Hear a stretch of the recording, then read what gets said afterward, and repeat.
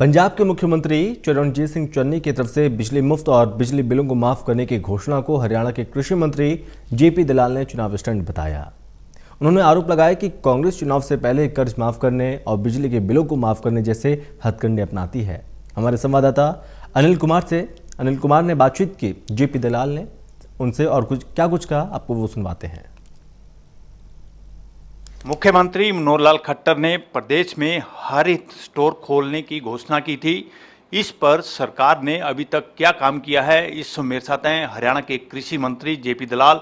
इनसे जानते हैं कि अभी तक सरकार ने क्या कार्रवाई की है। जी दलाल, पिछले माह जो मीटिंग करके हमारे मुख्यमंत्री जी ने बेरोजगार युवाओं को रोजगार देने के लिए, कंज्यूमर को अच्छी क्वालिटी का ग्रोसरी गांव-गांव में देने के लिए जो एक योजना बनाई थी हर हित के नाम से, कि जिस पढ़े लिखे बेरोजगार के पास 150 फुट की जगह हो उसको हम एक दुकान अलॉट कराएंगे।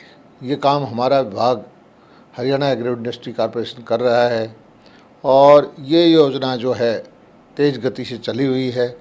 इसके हमने जो आवेदन मांगे थे पोर्टल पर, इसका पोर्टल का नाम है www.harhit.com। तो बहुत सारे लगभग 1250 एप्लीकेशन हमारे आ चुकी हैं। 1000 साइट सर्वे हमने करवा लिया है। 900 की इन प्रिंसिपल अप्रूवल दे दी है। 500 आदमियों को हमने अलॉटमेंट लेटर दे दिया है। 150 लोगों से एग्रीमेंट साइन हो गया है और 100 दुकानों की फिटमेंट भी शुरू हो गई है। अगले महीने की पहले हफ्ते में हम इस स्टोर को चालू कर देंगे और इससे जो है 2 लाभ होंगे। पहली फेज़ में हम 2000 स्टोर खोल रहे हैं, दूसरी फेज़ में हम 5000 स्टोर खोल रहे हैं। तो लगभग 5000 आदमियों को जो गांव में रोज़गार मिलेगा और 10% जो भी सामान बेचेगा उसका कमीशन उसको मिलेगा।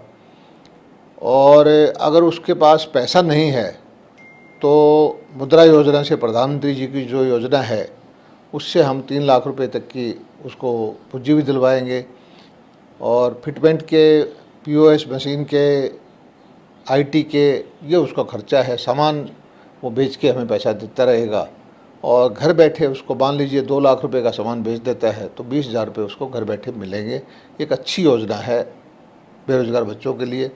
कंज्यूमर के लिए इसलिए अच्छी है कि अच्छी प्रोडक्ट, अच्छी क्वालिटी का सस्ते रेट पे गांव में सामान मिलेगा। तो दोनों के लिए विन विन सिचुएशन है।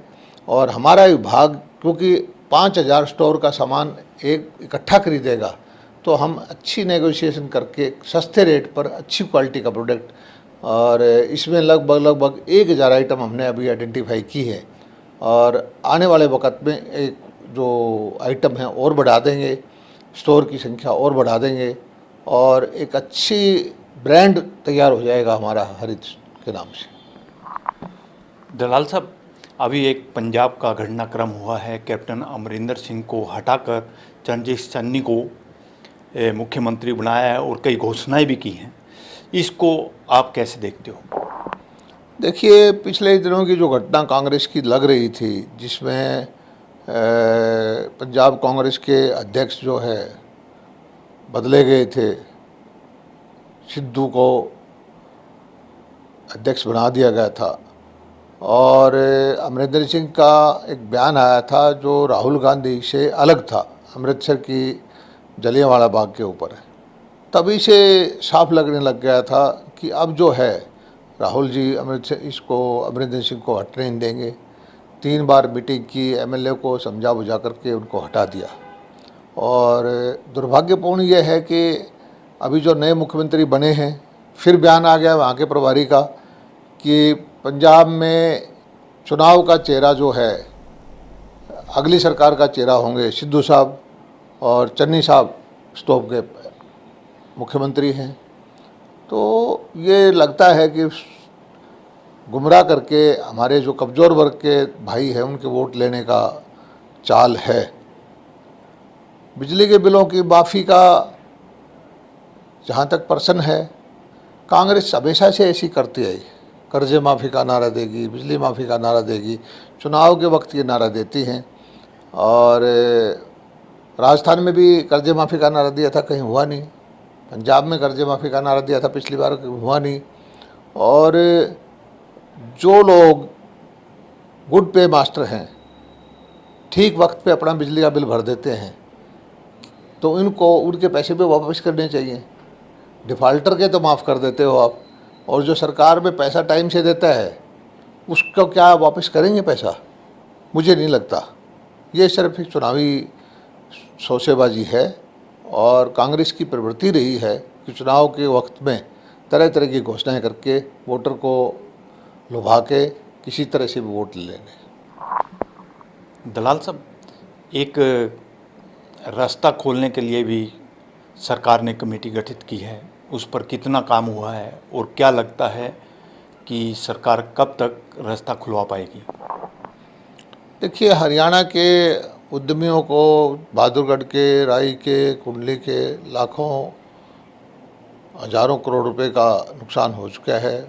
बहुत सारे हमारे कर्मचारियों के नौकरियां चली गई हैं। हमारे छोटे किसान हैं, दूध का कारोबार करते थे, उनको दिक्कत है। सब्जियां वगैरह लेके दिल्ली जाते थे, उनको दिक्कत है। तो जो ये सुप्रीम कोर्ट में किसी ने याचिका डाली, तो आदरणीय सुप्रीम कोर्ट का आदेश था कि रास्ते खुले जाएं, और हमने उस आदेश की पालना करते हुए वरिष्ठ अधिकारियों की एक कमेटी बनाई थी। और हमारे जो जत्थेदार पंजाब से आगे बैठे हैं, उनसे प्रार्थना की थी कि भाई आप चर्चा करके कृपा करके सुप्रीम कोर्ट के आदेश की पालना करें। लेकिन फिर दुर्भाग्य की बात है, उन्होंने बात करने से मना कर दिया। दलाल साहब, अब क्या लगता है कब तक खुल पाएगा रास्ता? आपने सर्वोच्च न्यायालय का भी जिक्र किया है।